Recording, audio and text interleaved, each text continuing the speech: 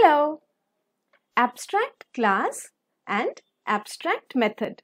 This comes under the topic of inheritance, but it has got some additional features. What is an abstract class? Now you can read about it and you can actually do by reading only. But if I am explaining it to you, I would like to tell you with the help of a situation.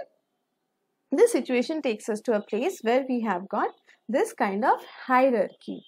If there is a big work to be done, and in that very big work, suppose there are quite a few people required. Now, a very big task, when it has to be handled, maybe in case of a software development or something, it is not a single person's task, isn't it? So, if a work has to be done by a group of people, there will have to be some coordination and there will have to be some distribution of work. Now, when it comes to distribution of work and when it comes to completing a work by dividing it into pieces, then there has to be someone who will coordinate them, coordinate the work and coordinate the pieces. Now this coordinator, or we can call that person as a team leader, and the ones who are working on the pieces of the work as coders. So when there will be a big project, there will be one leader and there will be a few coders as a status. Now, to coordinate the work, there has to be some order of understanding so that finally, when the coders finish the work, the leader can coordinate their pieces. Therefore, many a times the leader will have to impose certain compulsion to be followed.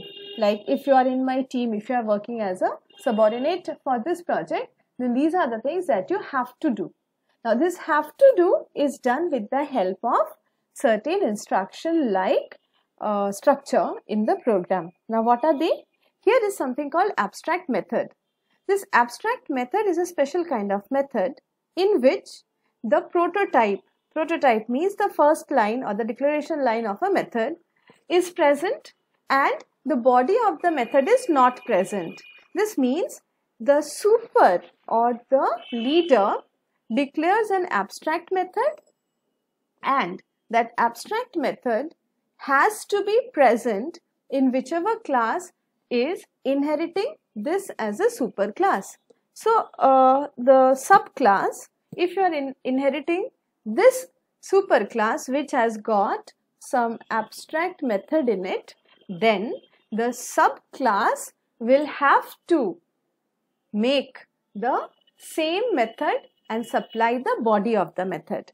This means the boss has asked this has to be present and therefore the subordinates will have to keep that present in their work. Now how is that thing done?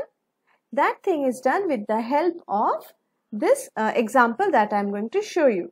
And another thing, remember that abstract class can contain its normal methods also. It is a complete class in itself from where the normal methods are containing the details also. But the abstract methods, they will not contain any detail. And therefore, since the superclass here, the abstract superclass, since it is containing certain methods which has got no body, therefore, it cannot be instantiated. That means it cannot have objects.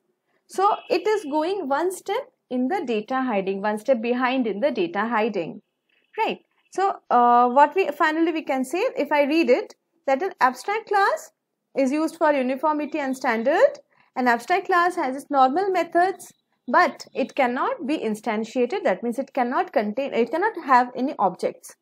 Then other classes can be inherited from an abstract class and the subclasses can be instantiated. So the subclass which is created, that can have objects, and objects of these subclasses can invoke its own methods and the abstract superclasses methods also. And what is an abstract method? It is a special kind of method that contains no statement, and this abstract class contains abstract method, and this abstract method has to be present in the subclass. The abstract methods can be contained only by abstract classes. So now I am going to show you this example and I'll show you how the example implements these concepts.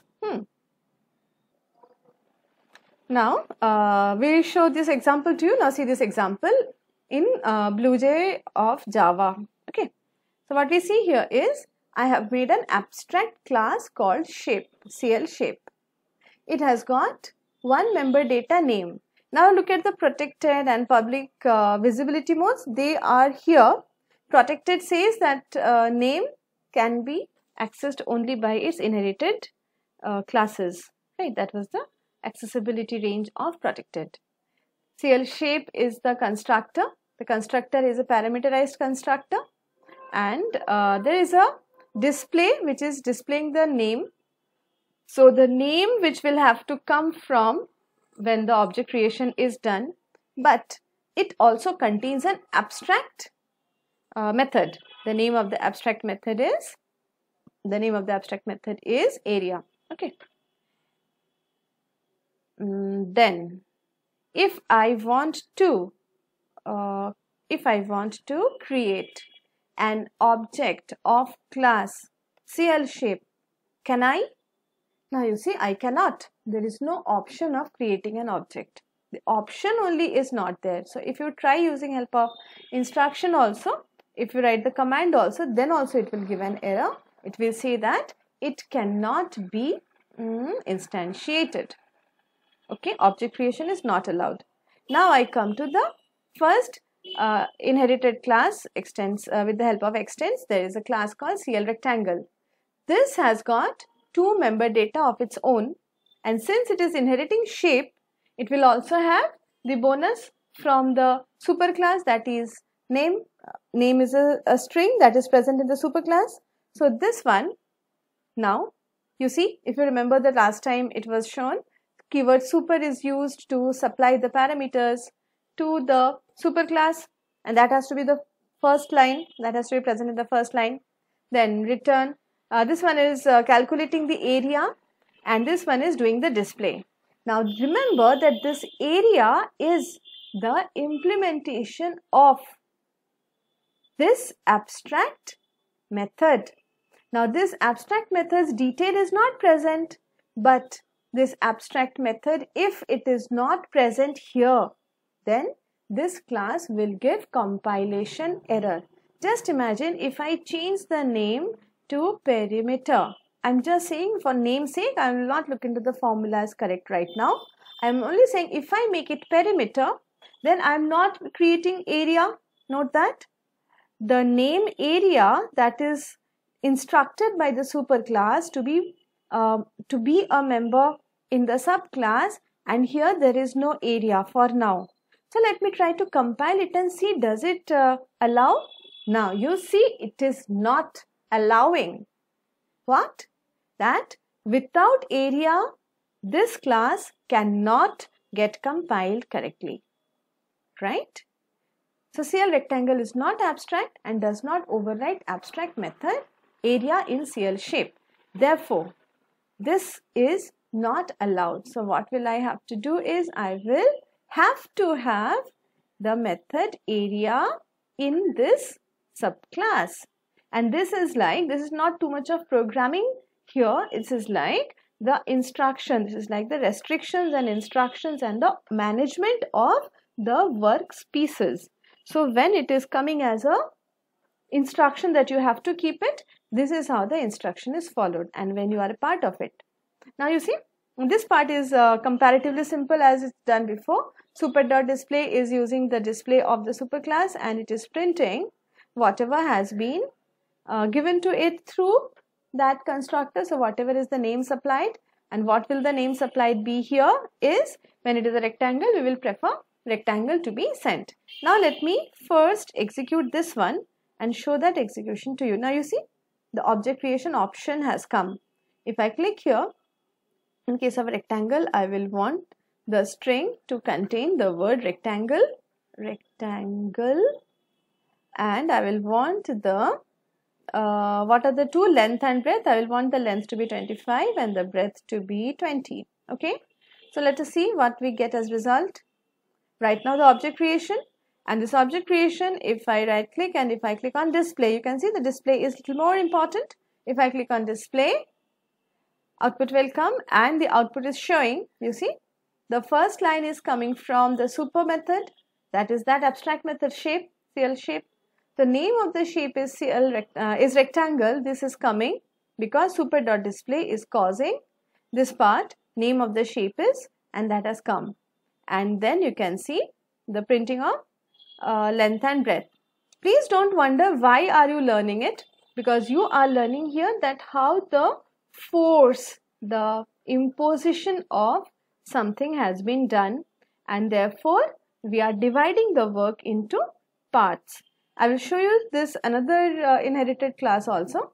This is another class which is taking CL shape and it is also doing some work. But this one, since it is taking CL shape as its boss, as its super, it will also have to have area.